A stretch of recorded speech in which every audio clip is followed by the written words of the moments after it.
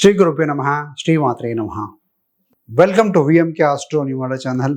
శ్రీ పరాభవ నామ సంవత్సర ఉగాది శుభాకాంక్షలతో కన్యా రాశి వారికి వారి సంవత్సర ఫలాలు ఏ విధంగా ఉండబోతున్నాయో చూద్దామండి. కన్యా రాశికి అధిపతి బుధుడు. కన్యా రాశిలో ఉత్తర 2, 3, 4 పాదాలు, హస్త 4 పాదాలు, చిత్త 1, 2 పాదాలు, మొత్తం 9 నక్షత్ర పాదాలు ఉంటాయండి. సో వీరందరికీ కూడా ఏ విధంగా ఉండబోతున్నాయో చూద్దాం. కన్యా రాశి ఇది బుధ ఆధిపత్య రాశి అండి. ముఖ్యంగా విశ్లేషణ, సేవ, వివరాలు తెలుసుకోవటం, క్రమంగా పనిచేయటం, సేవ, ఆరోగ్యం, పనిలో నిగ్రహం, ఇవన్నీ కూడా ఈ రాశి యొక్క ముఖ్య లక్షణాలు.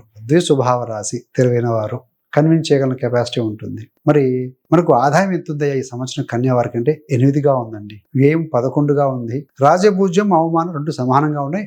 3 ఉన్నాయండి. ఈ సంవత్సరం ఆదాయము మధ్యస్థ స్థాయిలో బాగానే ఉంటుంది.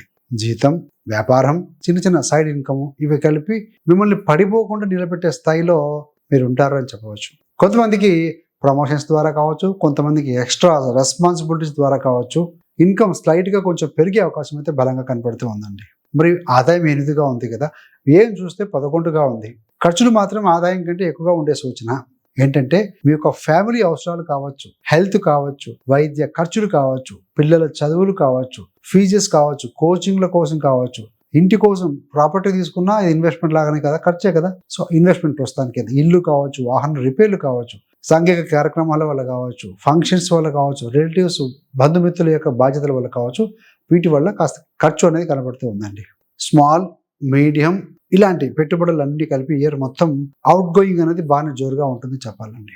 రాజపూజ్యం 3, గౌరవం కూడా 3. సో ముందు రాజపూజ్యం గురించి చూస్తే మీకు గౌరవం, పేరు, రికగ్నిషన్ సగటు స్థాయికి దగ్గరగా ఉంటుంది. ఎక్సలెంట్ కాదు, యావరేజ్ కాదు, బాగానే ఉంటుందండి. పనిలో మీరు కష్టపడుతున్నారని తెలుసుకుంటారు పై వారందరూ కూడా. కానీ స్టేజ్ల మీద పెద్ద పెద్ద పేర్లు రావడం మాత్రం కొంచెం లిమిటెడ్గానే ఉంటుంది. ఆ స్థాయిలో మనం ఊహించుకోవాల్సిన అవకాశం తక్కువగానే ఉంది. అవమానం 3గా ఉంది. అవమానం సంఖ్య పెద్ద ఎక్కువేం కాదండి. మిస్అండర్స్టాండింగ్స్, అకేషనల్గా బ్లేమ్ కాబడ్డము, కొన్ని సంబంధాలలో చిన్న ఏదైనా ఇమేజ్ ఇష్యూ రావటము, తక్కువగా మాట్లాడారు, తక్కువ చేసి చూసారు, ఇలాంటివి ఇంతకు మించి పెద్ద హ్యూమిలిటేషన్ అనేది సో ఏమి ఎక్కువగా కనిపించదండి. మరి కన్యా రాశిలో నక్షత్రాలు ఉంటాయి కదా, ఉత్తర 2, 3, 4 పాదాలు, హస్త మరియు చిత్త ఉంటాయి కదా. ఉత్తర ఫల్గుని, హస్త మరియు చిత్త, అంటే చిత్త 1, 2 ఇందులో. సో ఈ నక్షత్రాల వారీగా ఫలితాలు ఎలా ఉండబోతున్నాయో మనం ఒక్కొక్కటిగా చర్చిద్దామండి. ఉత్తర ఫల్గుని 2, 3, 4 పాదాలు, ఈ 3 పాదాలు కూడా కన్యా రాశిలో ఉంటాయి. అధిపతి రవి. ఉత్తర ఫల్గుని అంటేనే ఒక డ్యూటీ మైండ్, ఒక సేవ, ఒక పార్ట్నర్షిప్, ఒక స్థిరత్వం, ఇవన్నీ కలిగిన లక్షణాలు ఈ యొక్క ఉత్తర నక్షత్రానికి సంబంధించినవి. మరి ఉత్తర విద్యార్థులకు ఏ విధంగా ఉంటుందయ్యా అంటే, ఏ రంగం ఫీల్డ్లో ఉన్నవారికి బాగుంటుందంటే law, service, admin, management, HR, civil services, social service రంగాల్లో బాగుంటుందని చెప్పాలి.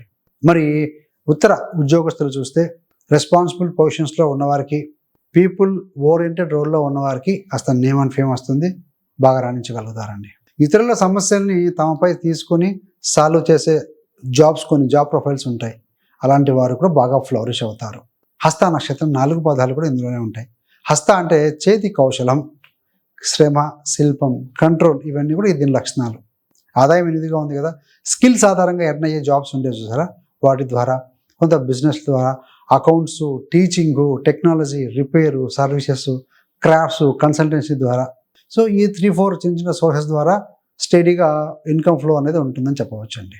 వ్యయం 11గా ఉంది కదా, టూల్స్ అయితేనేమి, గ్యాడ్జెట్స్ అయితేనేమి, ఎలక్ట్రానిక్ గ్యాడ్జెట్స్ కావచ్చు, ఏదైనా కావచ్చు, వర్క్ రిలేటెడ్ ఇన్స్ట్రుమెంట్స్ మీద కూడా ఖర్చులు అవుతాయి. పనిముట్ల మీద కూడా, పనికి సంబంధించి, సో ఇంటికి సంబంధించి చిన్న చితక పనుల మీద కూడా ఖర్చులు అవుతాయి. హెల్త్ చెకప్స్ కావచ్చు, మెడిసిన్స్ మీద కావచ్చు, కొంత ఖర్చు అయ్యే అవకాశం ఉంటుంది. హస్త విద్యార్థులకు ఏంటంటే ఎలా ఉంటుందంటే, commerce, accounts, computers, design, hand based skills, technical education వారికి ఈ సంవత్సరం బాగుంటుంది. తక్కిన వారికి యావరేజ్గా ఉంటుందని చెప్పాలి. హస్త ఉద్యోగస్తులకి ఏంటంటే documentation, accounts, MIS, supporting, operation చేస్తూ ఉంటారు బ్యాక్ ఎండ్లో, వీరికి బాగుంటుందండి. మరి చిత్త 1, 2 పాదాలు కూడా ఇందులోనే ఉంటాయి కదా, ప్లానింగు, డిజైను, పర్ఫెక్షను, ఈ 3 లక్షణాలు వీరివేనండి చిత్త నక్షత్రం వారికి. విద్యార్థులకు ఏ విధంగా ఉంటుందంటే architecture, planning, civil, design, cinematography, visual fields వారికి ఈ సంవత్సరం ఎక్సలెంట్గా ఉంటుంది. అందులో బాగా రాణించగలుగుతారు అని చెప్పవచ్చు. చిత్త నక్షత్రానికి సంబంధించిన ఉద్యోగస్తులకి ఏంటంటే planning, process control, quality, timelines, deliverables చూసుకునే రోల్స్ ఎవరైతే చేస్తూ ఉంటారో అలాంటి వారికి బాగుంటుంది. ఉత్తర, హస్త, చిత్త నక్షత్ర వారిగా చూసాం కదా. ఇప్పుడు మొత్తం కన్యా రాశి విద్యార్థులకు ఏ విధంగా ఉంటుంది అందరికీ కలుపుకొని చూస్తే అనాలిసిస్, డీటెయిల్డ్ రీడింగ్లో సో మీకు నేచురల్ స్ట్రెంత్ కలిగి ఉంటారు. ఈ సంవత్సరం సిలబస్ మొత్తం కవర్ చేయడానికి కన్సిస్టెంట్గా మీరు షెడ్యూల్ వేసుకొని మీరు ముందుకు వెళ్ళాల్సిన అవసరం అయితే ఉంది. కుటుంబ ఆర్థిక పరిస్థితి వల్ల కొంతమంది విద్యార్థులు కొంచెం ప్రెజర్ కూడా ఉండొచ్చు అండి, ఫైనాన్షియల్ స్టేటస్ వల్ల. సో కాబట్టి మీరు చదువు మీద ఫోకస్ చేయాలి విద్యార్థులు.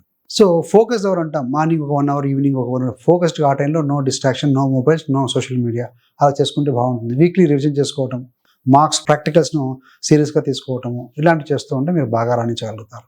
మొత్తం మీద కన్యా రాశి ఉద్యోగస్తులకి ఏంటంటే ఆదాయం ఎనిదిగా ఉంది కదా, ఉద్యోగంలో డీసెంట్ ఎర్నింగ్స్ అయితే ఉంటాయండి. అకేషనల్గా స్మాల్ హైక్స్ ఉంటాయి, డిఏ కావచ్చు, హెచ్ఆర్ఏ ఇలాంటివి, లేదంటే ఏదైనా సొంత ఇన్కమ్ లాంటివి ఏదైనా ఉంటే వాటి ద్వారా సో మీ యొక్క అవుట్పుట్ తగినట్టుగా చిన్న మానిటరీ బెనిఫిట్స్ లేదా రివార్డ్ కూడా వచ్చే అవకాశం ఉంటుంది. వ్యయం 11గా ఉంది. సో పేదలుగా ఏంటంటే ఫ్యామిలీ అండ్ హెల్త్ ఖర్చులు కూడా ఎక్కువగా ఉంటాయి కాబట్టి క్యాష్లో కాస్త టైట్ అనిపించే సంవత్సరం అండి ఈ యొక్క కన్యా రాశి వారికి. రాజభుజం 3 ఉంది. ఆఫీస్లో ఇతను లేదంటే ఈవిడ నమ్మదగిన పని తెలిసిన వ్యక్తి అనే పేరు అయితే మీకు వస్తుంది. కానీ సెంటర్ ఆఫ్ అట్రాక్షన్ అంటే స్పాట్ లైట్ లెవెల్ ఆపరేషన్ మాత్రం అంత వచ్చే అవకాశం లేదు. సో పని చేస్తాడని మాత్రం అయితే వస్తుంది. అవమానం 3. సో మేజర్గా హ్యూమిలియేషన్ ఛాన్సెస్ తక్కువగా ఉండే పరిస్థితి కనపడుతూ ఉందండి. చిన్న మిస్అండర్స్టాండింగ్స్ వచ్చినా సరే డాక్యుమెంటేషన్ కావచ్చు, క్లారిటీతో మీరు హ్యాండిల్ చేయగల పరిస్థితులే ఉంటాయి, కానీ పెద్దగా మేజర్గా అయితే వచ్చే అవకాశం లేదు. సో గవర్నమెంట్ ఉద్యోగస్తులు ఎవరైతే ఉంటారో కన్యావారు, మీరు ఫైల్స్, రిజిస్టర్స్, అకౌంట్స్, ఆడిట్ ఆ ప్రాసెస్ కానీ ఏదైనా అప్రూవల్స్, శాంక్షన్ ప్రాసెస్ కానీ కాంప్లియన్సెస్ వర్క్స్ ఎక్కువగా ఈసారి మీరు చేయాల్సి వస్తుంది. వర్క్ లోడ్ ఎక్కువైనా కూడా క్లీన్ ట్రాక్ రికార్డ్ మెయింటైన్ చేయగలిగిన సంవత్సరం, చేయగలిగిన వారు కూడా ఎక్కువ కన్యా రాశి వారు, ఏమి ఇబ్బంది లేదండి. మరి కార్పొరేట్ ఐటీ రంగం వాళ్ళు చూస్తే documentation, MIS, data analysis, back end ఇలాంటి రోజులు న్యాచురల్గా మీకు అడ్వాంటేజ్ ఉంటుంది, సపోర్ట్ దొరుకుతుంది. టీం యొక్క సపోర్ట్తో మీరు ముందుకు వెళ్తారని చెప్పవచ్చండి. ఏదైనా టెక్నాలజీ, టెక్నికల్ ప్లస్ డీటెయిల్ కాంబినేషన్లో ఉంటే పనుల్లో చేస్తూ ఉంటే మీ ఎఫిషియన్సీ బాగా ఉంటుంది. ఆ విధంగా మీరు ఫోకస్ కాబడతారు. వ్యాపారస్తులకు ఏ విధంగా ఉంటుంది అంటే సర్వీస్ బేస్డ్ బిజినెసెస్ ఉంటాయండి, కొన్ని క్లయింట్ బేస్డ్ ఉంటాయి, కన్సల్టెన్సీస్ ఉంటాయి, రిపేర్స్, మెయింటెనెన్స్ ఉంటుంది, అకౌంట్స్ ఉంటుంది, అండ్ ట్యాక్స్ సర్వీసెస్ ఉంటాయి, health and wellness related ventures ఉంటాయి. ఇవి బాగా సస్టైన్ అవుతాయి ఈ సంవత్సరం. ఆదాయం 8గా ఉంది. మీడియం లెవెల్ ప్రాఫిట్స్ అయితే వస్తాయి. వ్యయం 11గా ఉంది. Rent, staff, tools, licences, tax, family ఖర్చులతో పెద్ద సేవింగ్స్ చేయడం ఈ సంవత్సరం కాస్త కష్టమని చెప్పాలి. సో అందుకని కాస్ట్ కంట్రోల్ చేసుకోవడం, ఇన్వెంటరీ కంట్రోల్ అనేవి 2 కూడా చాలా ముఖ్యమండి. రైతులకు సంబంధించి చూస్తే బడ్జెట్, ఖర్చు ఈ 2 కూడా బడ్జెట్, ఖర్చు, లాభాలు బాగా సరి చూసుకుంటారు. ఈ సంవత్సరము ఇన్పుట్స్ కంటే ఖర్చు ఎక్కువగా ఉంటుంది, రిటర్న్స్ మాత్రం ఒక మోస్తా స్థాయిలో ఉంటాయని చెప్పాలి. మహిళలు మరియు కుటుంబానికి సంబంధించి ఫ్యామిలీ అఫైర్స్, కుటుంబ వ్యవహారాలు, కిడ్స్ ఎడ్యుకేషను, ఎల్డర్స్ హెల్త్, ఇంట్లో పెద్దవారి యొక్క ఆరోగ్య విషయాలు, బడ్జెట్ నిర్వహణ ఇవన్నీ మీ చేతుల్లోనే ఉంటాయండి. రాజపూజ్యం 3గా ఉంది కాబట్టి ఇంట్లో మీ మాటకు ఒక రకమైన విలువ మధ్యస్థ స్థాయిలో అయితే ఉంటుంది. అవమానం 3గా ఉంది కదా, రిలేటివ్స్ కావచ్చు, నేబర్స్తో అకేషనల్లీ కొంత చిన్న మిస్అండర్స్టాండింగ్స్ రావచ్చు, కానీ అంత పెద్దగా అయితే ఏమి కనపడట్లేదు, ఉండకూడదు. మరి ప్రేమ, దాంపత్య జీవితం చూస్తే లవ్ అండ్ మ్యారేజ్లో ప్రాక్టికల్ అప్రోచ్ అనేది చాలా కీలకం అండి. Be practical, don't be emotional. పెద్ద గొడవలు, కోర్టుకు వెళ్ళే పరిస్థితులు అయితే కనుక సాధారణంగా కనిపించవు, అలాంటివి అయితే ఏమీ లేదు. గురుబలం కూడా ఉంది. కుటుంబ బాధ్యతల వల్ల, ఆర్థిక విషయాల వల్ల సో మీ యొక్క సమయము, మీ యొక్క అటెన్షన్ కొంచెం తగ్గిపోయే అవకాశం ఉంటుందండి. మరి విదేశీ మరియు ప్రయాణాల విషయం వచ్చే వర్క్ పరంగా కావచ్చు, హెల్త్ పరంగా కావచ్చు, ఫ్యామిలీ కారణంగా ఫ్రీక్వెంట్గా చిన్న ప్రయాణాలు కూడా చేసే అవకాశం అయితే బలంగా కనపడుతూ ఉంది. సో ఏదైనా ఫారిన్ రిలొకేషన్ ప్రయత్నాలు చేస్తూ ఉంటే ఎక్కువ ప్లానింగ్ అవసరం, డాక్యుమెంటేషన్ ప్రాపర్గా చెక్ చేసుకోవాల్సిన అవసరం అయితే కనపడుతుందండి. మరి పాలిటిక్స్, సినీ ఫీల్డ్, మీడియా ఈ 3 వారికి చూస్తే ఫ్రంట్ స్టేజ్ కంటే కూడా planning, script, data, research, back stage మేనేజ్మెంట్లో మీ రోల్ బలంగా ఉండే అవకాశం ఉంటుంది. ఫ్రంట్ ఎండ్ కంటే బ్యాక్ ఎండ్లో చేసే పనులు ఎవరైతే ఉంటారో వారికి బాగుంటుంది, అవకాశాలు బలంగా ఉంటాయండి. మరి కన్యా రాశి వారికి సంబంధించినటువంటి పరిహారాలు, రెమెడీస్ చూస్తే కన్యా రాశికి అధిపతి ఎవరయ్యా అంటే బుధుడు. బుధగ్రహ స్తోత్రం పఠనం చేయటం, బీజమంత్రం చేయటం, అదేవిధంగా గణేశ లేదా విష్ణు ఆలయాలు సందర్శించడం చేయడం మంచిది. ఓం బుధాయ నమః 27 times లేదంటే 108 సార్లు జపం చేసుకుంటే కూడా బాగుంటుందండి. సోమవారం పూట శివాలయాల సందర్శనం, ఓం నమ శివాయ జపం చేసుకోవటం.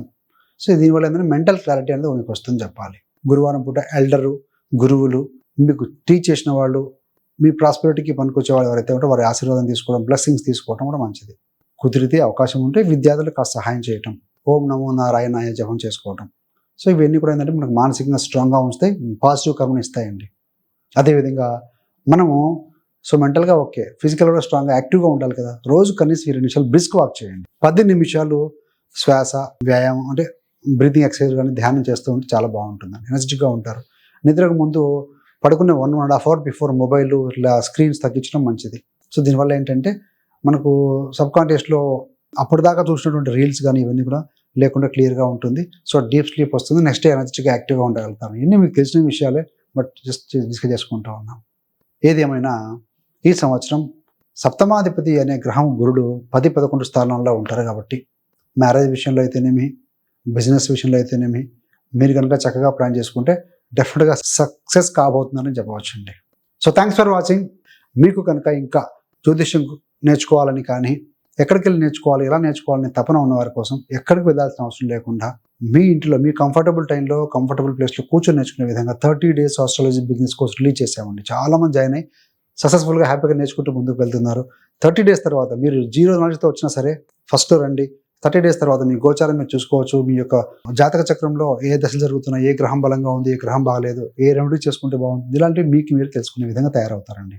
సో ఇలాంటి ఇంట్రెస్ట్ ఉన్న వారి కోసం సో ఆ కోర్స్ యొక్క లింక్ కూడా డిస్క్రిప్షన్ ఇవ్వడం జరుగుతుంది. సో లాగిన్ అవ్వండి, జాయిన్ అవ్వండి. So thanks for watching. ఇలాంటి మరిన్ని మంచి మంచి వీడియోల కోసం VMK astro numerology channel subscribe చేసుకోగలరు. పక్కన ఉన్న బెల్ సింబల్ మీద క్లిక్ చేస్తే మీరు చేసే ప్రతి వీడియో కూడా నోటిఫికేషన్ ద్వారా మీ దాకా అందుతుంది.